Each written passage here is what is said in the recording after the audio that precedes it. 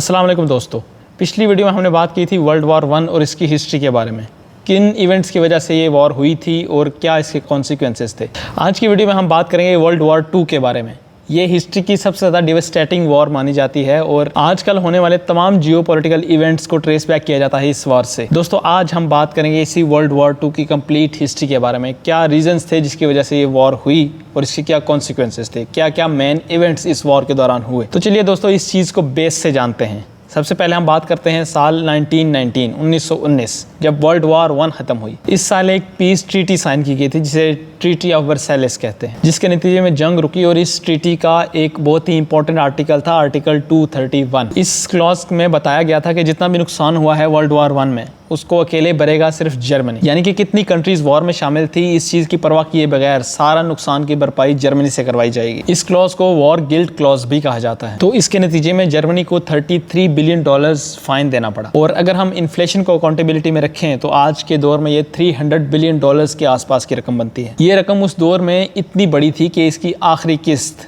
Germany में साल 2010 में भरी, यानी कि सुनने में ये नाकाबिले यकीन बात लगेगी कि इसको भरपाई करने में तकरीबन 100 साल का वक्त लगा। 1919 में यानी कि 1919 में ये मायदा हुआ और पहली किस्त जर्मनी ने अदा की 1921। उसके बाद जर्मनी में हाइपर इन्फ्लेशन देखने को मिली, यानी कि बहुत ही तेज़ महंगाई। तो जर्मनी में यही माशी गहमा गहमी चल रही थी कि इतने में एंट्री होती है एडोल्फ हिटलर की, एक यंग पॉलिटिकल लीडर जो लोगों को अपनी तकारीर और अपनी स्पीचेस से इंप्रेस करना बहुत ही अच्छे से जानता था। इसके 2 ही साल बाद यानी कि साल 1923 में हिटलर की नाजी पार्टी ने गवर्नमेंट का तख्ता भी लुटने की कोशिश की। अगरचे ये कोशिश नाकाम रही लेकिन इससे हिटलर को बहुत ही फेम मिला और बहुत ही ज़्यादा मशहूर हो गया। हिटलर दरअसल प्रोपागेंडा करने में बहुत ही ज़्यादा माहिर था। उसने 10 साल का वक्त लगाया, उसने मीडिया को ख़रीदा और उसने एक ही बात फैलाई कि जितनी भी सिचुएशन जर्मनी जो फेस कर रहा है ये सिर्फ एंटी नेशनलिस्ट की वजह से है। ये जितने भी एंटी नेशनलिस्ट लोग जर्मनी में रह रहे हैं ये सिचुएशन सिर्फ उनकी वजह से है। इस सारी सिचुएशन को 10 साल गुजर गए थे और साल 1929 में जर्मनी की हालत बहुत ही ज़्यादा बुरी हो गई थी। हर तरफ अनएम्प्लॉयमेंट और महंगाई बहुत ही ज़्यादा बढ़ गई थी। साल 1933 में 6 मिलियन लोग बेरोज़गार थे, बहुत से लोग बेघर थे और बच्चे भूख से मर रहे थे। तो दोस्तों ऐसी सिचुएशन में एडोल्फ हिटलर ने खुद को जर्मनी का डिक्टेटर डिक्लेयर कर दिया। उसने पूरी कंट्री पे अपना कंट्रोल जमाने के बाद अपने जर्मन एम्पायर के ख्वाब पर काम करना शुरू कर दिया। एक ऐसा स्टेट जो कि रेशियली बिल्कुल प्योर हो, जिसमें सिर्फ आर्यन रेस के लोग यानी कि नाजी जो कि हिटलर की कास्ट थी सिर्फ उसके लोग हों, उसमें ज्यूज और स्लेविक्स के लिए कोई जगह ना हो, ऐसा मुल्क बनाया जाए। इस ख्वाब की तकमील के लिए पहला कदम था जूडो बोल्शेविज्म।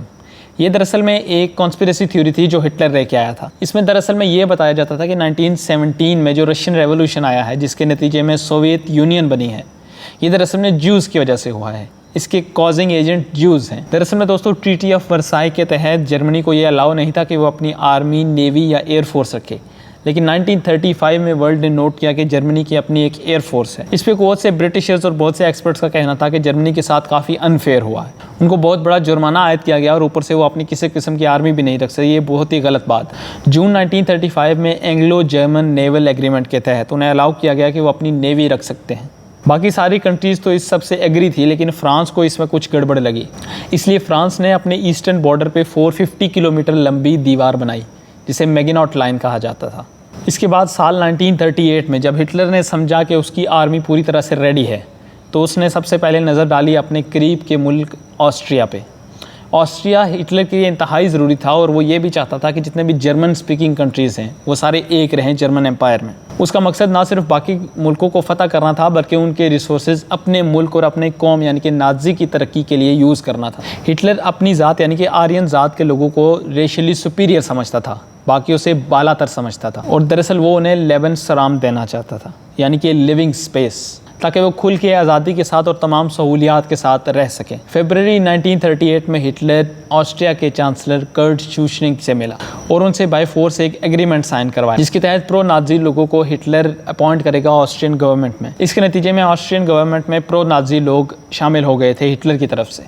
मिसाल के तौर पर डॉक्टर हंस फेशबॉक, इनको दरअसल में नेक्स्ट फाइनेंस मिनिस्टर होना था ऑस्ट्रिया का और इनको अपॉइंट किया गया था हिटलर की तरफ से। इनका काम था बाकी के नाजी जो कि जेलों में बंद हैं उनको ऑस्ट्रिया की गवर्नमेंट से छुड़ाना। आहिस्ता आहिस्ता हालात ऑस्ट्रिया में आउट ऑफ कंट्रोल होते गए और हिटलर के अपॉइंट किए हुए बंदे कंट्रोल लेते गए। ऑस्ट्रिया के चांसलर ने दरअसल में पब्लिक से बात की उन्होंने पब्लिक को 2 ऑप्शन दिए कि वो ऑस्ट्रिया को आज़ाद मुल्क की तरह देखना चाहते हैं या फिर जर्मनी के साथ मिला हुआ। जैसे हिटलर को पता चला कि ऑस्ट्रियन पब्लिक से राय मांगी जा रही है तो वो अपनी आर्मी लेकर सीधा ऑस्ट्रिया चला गया। इस बात पर ऑस्ट्रियन चांसलर ने रिजाइन कर दिया क्योंकि वो किसी किस्म का खून खराबा नहीं चाहते थे। हिटलर ने ये फेक न्यूज़ फैलाना शुरू कर दी कि यहाँ पर कुछ लड़ाई झगड़े और फसाद हो रहा था जिसकी वजह से ऑस्ट्रियन गवर्नमेंट ने हमसे हेल्प मांगी है और हम यहाँ पर हालात को कंट्रोल में करने आए हैं। उससे अगले ही दिन पार्लियामेंट डिसॉल्व कर दी गई और हिटलर ने उस कंट्री पे पूरा अपना कब्जा जमा लिया। दरअसल में ऑस्ट्रिया के बहुत से लोग इसे अपने फेवर में भी समझते थे।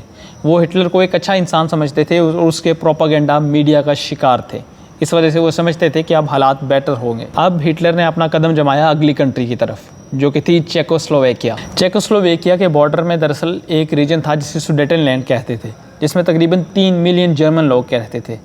हिटलर ने ये एक्सक्यूज़ बनाया कि ये एरिया तो जर्मनी के पास ही आना चाहिए क्योंकि यहाँ जर्मन रहते हैं। नेविल चैम्बरलैन, जो कि ब्रिटिश प्राइम मिनिस्टर थे उस दौर में, उन्होंने हिटलर की इस डिमांड को मानने को ही भलाई समझा क्योंकि वो समझते थे कि हिटलर को जो चाहिए वो उसे दे दें तो वॉर का खतरा टल जाएगा और पीस और अमन बना रहेगा। लिहाजा म्यूनिख एग्रीमेंट के तहत सितंबर 1938 में उसे ये हिस्सा दे दिया गया। हिटलर ने वादा किया कि अब कोई जंग नहीं होगी और वो अमन से बैठा रहेगा। लेकिन इस बात को अभी 1 साल भी नहीं गुजरा था कि मार्च 1939 में उसने अपनी आर्मी से चेकोस्लोवेकिया पर हमला कर दिया। इस हमले के नतीजे में चेकोस्लोवेकिया के लोग कुछ देर तक तो लड़े, लेकिन नतीजतन जर्मन आर्मी जीत गई और इस कंट्री को 2 हिस्सों में डिवाइड किया गया। एक वो हिस्सा जो जर्मन टेरिटरी में शामिल किया गया और दूसरे हिस्से को इस मुल्क का नाम दिया गया, यानी कि स्लोवैक रिपब्लिक। यानी कि ये जो हिस्सा बचा है ये चेकोस्लोवेकिया है और ये जो बाकी हिस्सा है ये हमारा है। अगली कंट्री जो इस लिस्ट में आती है वो थी पोलैंड। अब हिटलर की नज़र थी पोलैंड पे और इसके लिए उसने सोवियत यूनियन से 1939 में नॉन एग्रेशन पैक्ट साइन किया, यानी कि वो उसके रास्ते में नहीं आएंगे। आप भी कुछ पल के लिए सोच रहे होंगे कि हिटलर तो सोवियत यूनियन और कम्युनिस्ट आइडियोलॉजी को हेट करता था, वो ऐसा कैसे कर सकता है? इसका जवाब है म्यूचुअल इंटरेस्ट। दरअसल में सोवियत यूनियन को भी पोलैंड का एक पार्ट चाहिए था और बाकी का हिस्सा वो हिटलर को चाहिए था, तो इसके लिए दोनों ने माहिदा किया। दोनों मुल्कों के इंटरेस्ट दरअसल में सेम लाइन में थे और इसी वजह से 1 सितंबर 1939 को 1 मिलियन जर्मन ट्रूप्स पोलैंड की तरफ चलना शुरू हो गए। पोलैंड की तरफ इस मोमेंट को देखते हुए यूके और फ्रांस और दुनिया की बाकी नेशंस बहुत ही ज़्यादा शौक में थी। वो दरअसल में ये सोच रहे थे कि ऐसे ही चलता रहा तो एक ना एक दिन उनकी कंट्री भी जाती रहेगी। यूके और फ्रांस ने हिटलर को एक नोटिस भेजा कि अगर वो पोलैंड को इन्वेड करता है या इसके बाद कोई भी वॉर करता है तो सारे कंट्रीज उस पर डायरेक्टली वॉर डिक्लेयर कर देंगे। हिटलर ने इस अल्टीमेटम को कम्प्लीटली इग्नोर किया और वो पोलैंड की तरफ आगे बढ़ता ही गया और इवेंचुअली पोलैंड पर हमला कर दिया। यूके के प्राइम मिनिस्टर चैम्बरलैन ने दरअसल में हिटलर के अगेंस्ट वॉर डिक्लेयर कर दी और ये काम उन्होंने रेडियो पर किया था। और इसके बाद जर्मनी, फ्रांस, कनाडा, न्यूजीलैंड सब ने हिटलर के अगेंस्ट वॉर डिक्लेयर कर दी। इस वॉर को दरअसल फोनी वार कहा जाता है, लेकिन अभी तक वर्ल्ड वॉर 2 हकीकत में शुरू नहीं हुई। इन सारी कंट्रीज़ ने दरअसल वॉर तो डिक्लेयर कर दी हिटलर के अगेंस्ट, लेकिन किसी ने पोलैंड को मिलिट्री सपोर्ट प्रोवाइड नहीं की। पोलैंड की आर्मी दरअसल में बहुत ही पुराने ज़माने की थी। वो घोड़ों का इस्तेमाल करते थे और तलवारों वगैरह का। वो हिटलर की आर्मी के सामने बिल्कुल भी टिक नहीं पाए और हिटलर को 1 हफ्ता भी नहीं लगा पूरे पोलैंड को फतह करने में। 1.3 मिलियन लोगों ने हिजरत की इस वॉर के नतीजे में पोलैंड से और 8 सितंबर 1939 को हिटलर ने इस कंट्री को कम्प्लीटली ऑक्यूपाई कर लिया था। दरअसल में उसने ये 1 हफ्ते में काम कैसे किया?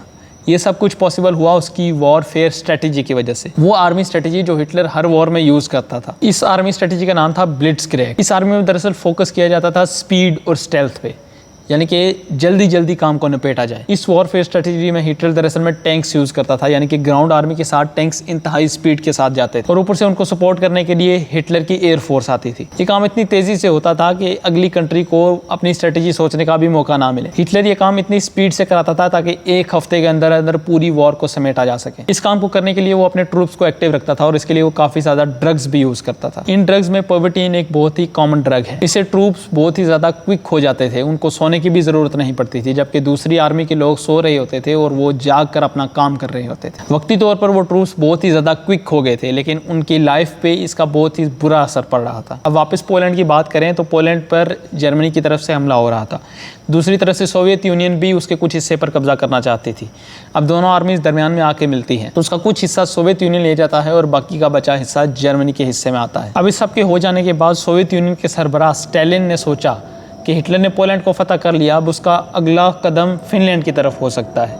फिनलैंड दरअसल में पहले सोवियत यूनियन का हिस्सा था, तो स्टालिन कभी भी ये नहीं चाहते थे कि वो फिनलैंड पे कब्जा करे। और ऊपर से स्टालिन का अपना घर 50 किलोमीटर दूर था फिनलैंड के बॉर्डर से। तो अगर फिनलैंड पर हिटलर कब्जा कर ले तो वो स्टालिन के घर के बहुत ही ज़्यादा करीब आ जाएगा। इस खतरे को बांधते हुए स्टालिन ने फिनलैंड को कहा कि वो अपना कंट्रोल सोवियत यूनियन को दे दे, लेकिन फिनलैंड ने ऑफ कोर्स मना ही किया। इसके बाद नवंबर 1939 में सोवियत यूनियन ने अटैक किया फिनलैंड पे। ये लड़ाई तकरीबन 2 माह तक चली और इसके बाद मॉस्को पीस ट्रीटी साइन हुई 1940 में, मार्च के महीने में। इस ट्रीटी के तहत 11% फिनलैंड का एरिया जो कि सोवियत यूनियन को सौंपा जाएगा। इसका सोवियत यूनियन को कुछ खास फायदा हुआ तो नहीं, बहरहाल स्टालिन का घर बॉर्डर से कुछ दूर जरूर चला गया था। हिटलर का फोकस दरअसल फिनलैंड पे था ही नहीं, वो अगली कंट्रीज नॉर्वे और डेनमार्क को चाहता था। अप्रैल 1940 में हिटलर सोच रहा था कि नॉर्वे और डेनमार्क को कैसे ऑक्यूपाई किया जाए। 9 अप्रैल 1940 को हिटलर ने अपनी ब्लिट्जक्रिग आर्मी का इस्तेमाल किया इन दोनों कंट्रीज़ को इन्वेट करने के लिए। ये कंट्रीज़ बहुत ही छोटी थी और जर्मन आर्मी के सामने टिक ना पाई और हिटलर ने इन दोनों पर भी कंट्रोल कर लिया। इस सारी सिचुएशन को देखते हुए ब्रिटिश प्राइम मिनिस्टर ने अपने फेलियर को एक्सेप्ट किया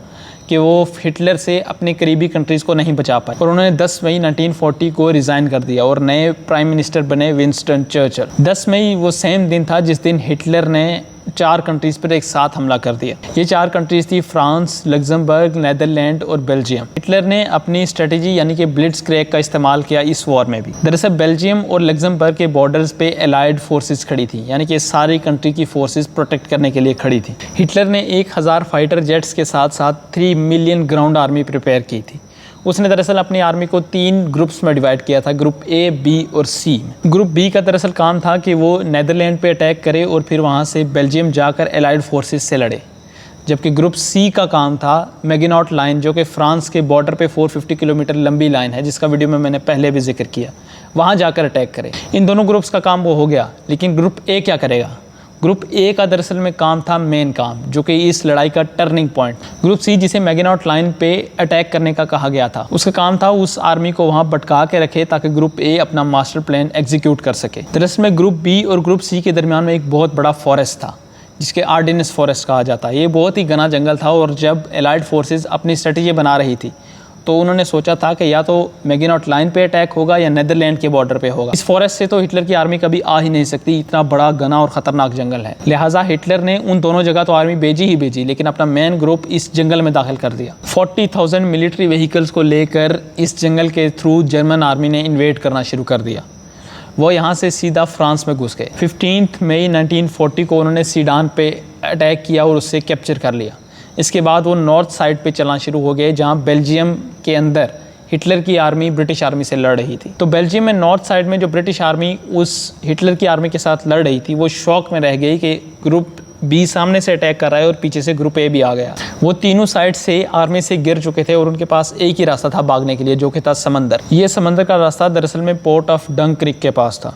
अब वहाँ पे क्या हुआ, ये हिस्ट्री में एक बहुत ही बड़ा मुकाम रखता है। तकरीबन 4 लाख एलाइड फोर्सेस के ट्रूप्स वहाँ पर फंस चुके थे। दरअसल में यहाँ पर एलाइड फोर्सेस का मतलब है ब्रिटिश और फ्रांस की आर्मी, जो कि हिटलर के अगेंस्ट लड़ रही थी और जो हिटलर के साथी थे उन्हें कहा जाता है एक्सिस पावर। ऐसी सिचुएशन में ब्रिटिश आर्मी को बचाना बहुत ही ज़रूरी था, क्योंकि जब 4 लाख ट्रूप्स अगर वहाँ पर मर जाएँ तो ये दोनों कंट्रीज़ के लिए बहुत ही बुरी बात होगी और वो कंट्रीज़ को हमेशा के लिए खो भी सकते हैं। इसी के साथ साथ विंस्टन चर्चिल ने कहा कि मेरे पास एक प्लान है इनको बचाने का। तो इसी के साथ ही ऑपरेशन डायनामो शुरू हुआ 26 मई 1940 को। इस प्लान में सबसे पहले ब्रिटिश रॉयल एयर फोर्स आई, जिसने काउंटर अटैक किया जर्मन एयर फोर्स और उनके ट्रूप्स पे।